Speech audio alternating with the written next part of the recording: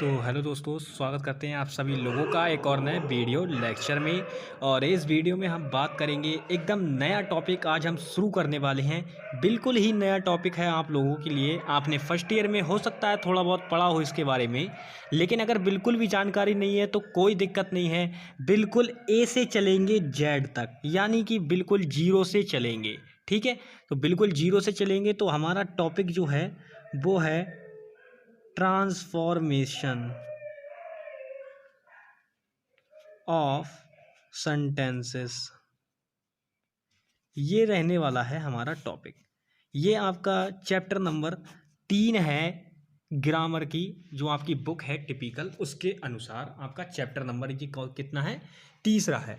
यानी कि तीसरे चैप्टर में ये सभी बातें होती हैं ट्रांसफॉर्मेशन से रिलेटेड। सबसे पहले ट्रांसफॉर्मेशन का मतलब समझ लीजिए। ट्रांसफॉर्मेशन का मतलब होता है दोस्तों रूपांतरण। इसका मतलब होता है रूपांतरण। ठीक है, रूपांतरण मतलब एक तरीके से रूप बदल देना चीज का। लेकिन ट्रांसफॉर्मेशन ऑफ सेंटेंसेस यानी कि वाक्यों का रूपांतरण, ये जो लाइन आपके सामने लिखी हुई है ट्रांसफॉर्मेशन ऑफ सेंटेंसेस, इसका मतलब होता है वाक्यों का रूपांतरण। रूपांतरण, ठीक है, ये होता है आपका transformation of sentences.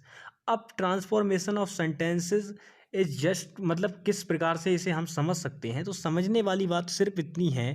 Transformation of sentences में वाक्यों का रूपांतरण इस प्रकार से किया जाता है कि उनके अर्थ में कोई बदलाव ना हो। अर्थ में कोई बदलाव ना हो, बदलाव ना हो। मतलब we have to transformate any sentences, then it since can't be change. मतलब उनका जो अर्थ है वो बदलना नहीं चाहिए, यानी वो नहीं बदल सकता। अगर वो बदला तो समझ लीजिए आपने ट्रांसफॉर्मेशन गलत कर दी है कहीं ना कहीं। ठीक है, तो मेन बात आप समझ गए क्या, कि ट्रांसफॉर्मेशन ऑफ सेंटेंसेस का मतलब होता है वाक्यों का रूपांतरण। लेकिन कैसा, कि वाक्यों का रूपांतरण तो होता है लेकिन उनके अर्थ में कोई बदलाव ना हो। ठीक है, कोई बदलाव ना हो उनके अर्थ में। तो सबसे पहले इसके बारे में हम चीज़ें देखते हैं कि क्या क्या चीज़ें हैं इनसे जुड़ी हुई, कैसे कैसे रूल्स हमें मिलेंगे, तो सभी चीज़ें हम देखते हुए चलेंगे।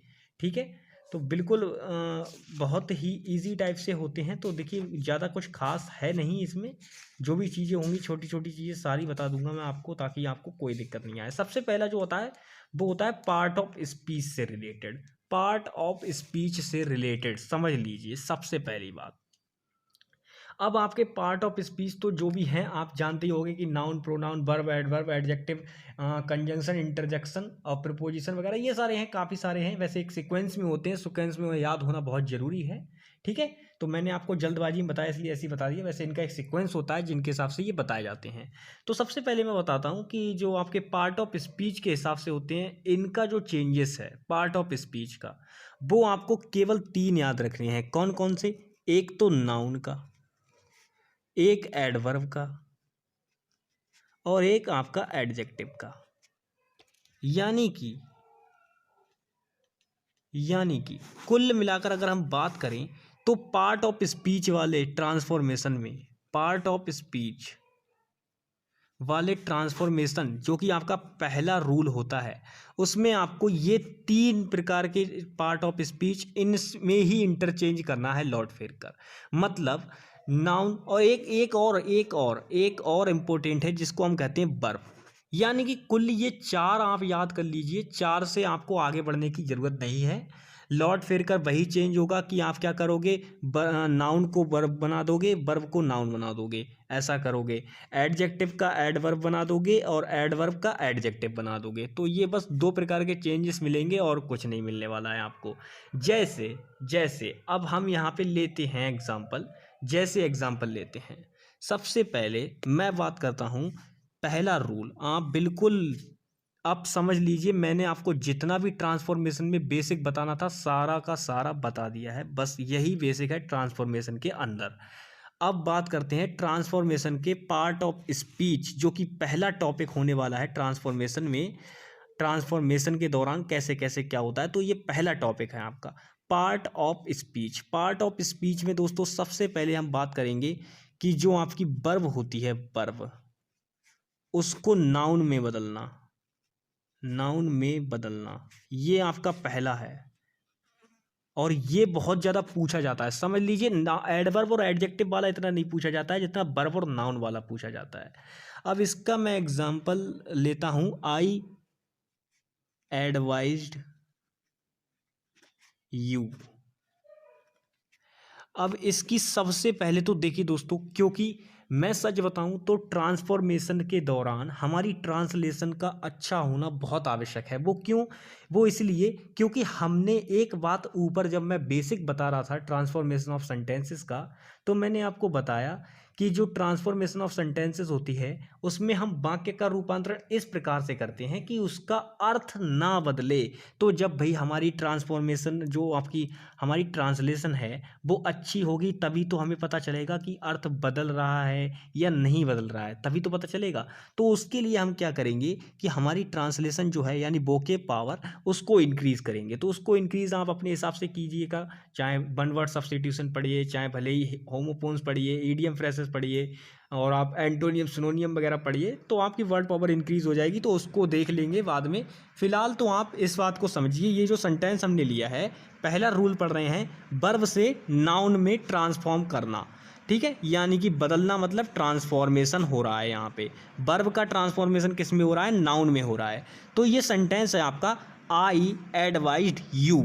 सबसे पहले इसकी हिंदी निकालो, यानी कि मैंने तुम्हें सलाह दी। अब यहाँ पर इस सेंटेंस में हम देख रहे हैं कि ये हमारा सब्जेक्ट, ये हमारी वर्ब और ये हमारा ऑब्जेक्ट। अब हम करना क्या चाह रहे हैं? पहले रूल में हम क्या ट्रांसफॉर्मेशन कर रहे हैं? वर्ब का ट्रांसफॉर्मेशन कर रहे हैं किसमें? नाउन में। वर्ब का ट्रांसफॉर्मेशन कर रहे हैं नाउन में। यहाँ पे हमारी वर्ब क्या दे रखी है दोस्तों? एडवाइज्ड हमारी वर्ब है, एडवाइज। अब एडवाइज जो हमारी वर्ब है दोस्तों, एडवाइज, इसको हम क्या करने वाले हैं? ये जो एडवाइस हमने देखी दोस्तों, अगर आपको कहीं भी एडवाइस ये वाला लिखा मिल जाए तो समझ लेना ये क्या है? वर्ब है। और कहीं भी एडवाइस आपको ये वाला लिखा दिख जाए, ये वाला सीई वाला, तो ये समझ लेना क्या है? उसका नाउन है। ये वर्ब, नाउन, एडजेक्टिव, एडवर्ब, ये चारों चीज़ें आपको याद कर लेना है। एक टेबल मिल जाएगी, आप नेट से उठा लीजिएगा, कोई दिक्कत नहीं है। वो याद कर लोगे तो ये चेंजेस में आपको कोई दिक्कत नहीं आएगी। सबसे पहले समझो, सब्जेक्ट तो यही रहना है।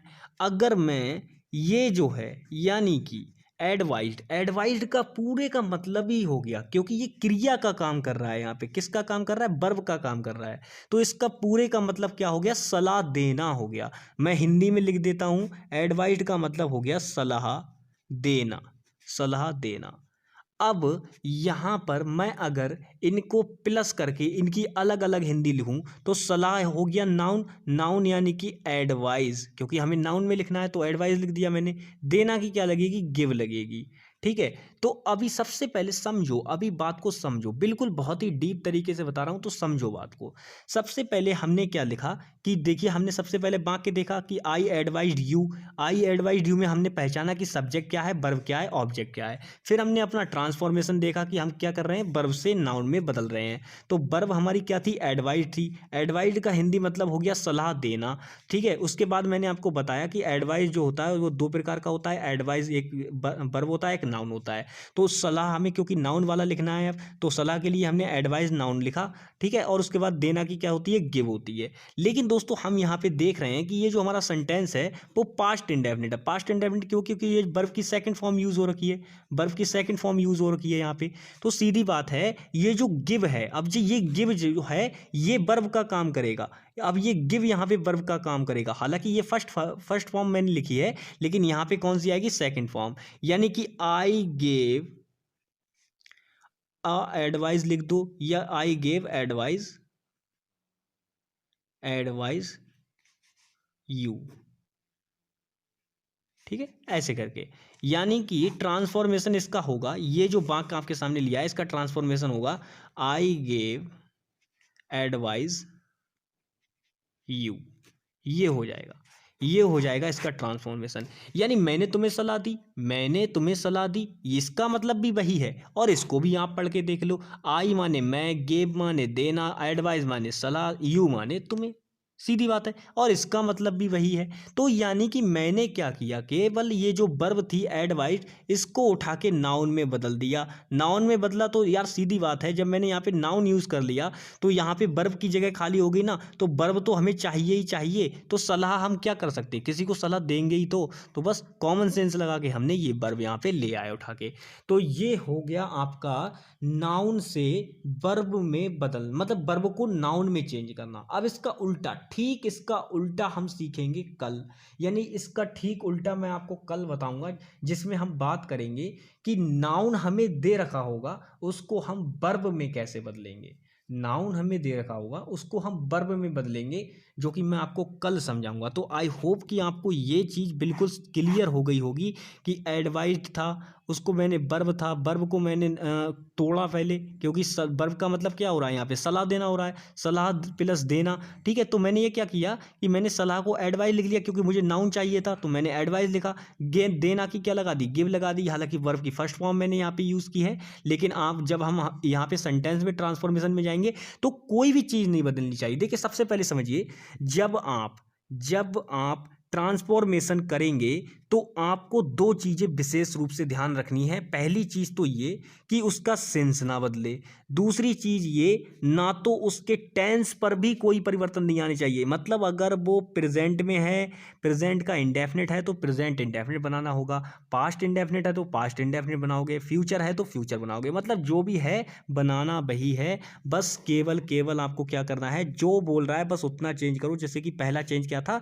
वर्ब को नाउन में आपको बदलना था, यानी वर्ब का ट्रांसफॉर्मेशन आपको नाउन में करना था। तो ये आपका पहला रूल हो गया ट्रांसफॉर्मेशन ऑफ सेंटेंसेस का। दूसरा रूल हम कल देखेंगे, जो कि चेंज पार्ट ऑफ स्पीच में आपका दूसरा रूल होगा। ठीक है, वो हम कल देखेंगे। तो ये आपका पहला रूल था पार्ट ऑफ स्पीच का पहला, जो कि था वर्ब से नाउन में ट्रांसफॉर्मेशन करना। ठीक है, तो आई होप कि आपको ये अच्छे से क्लियर हो गया होगा। तो चलिए दोस्तों, मिलेंगे नेक्स्ट वीडियो में, तब तक के लिए bye bye, take care and जय हिंद दोस्तों।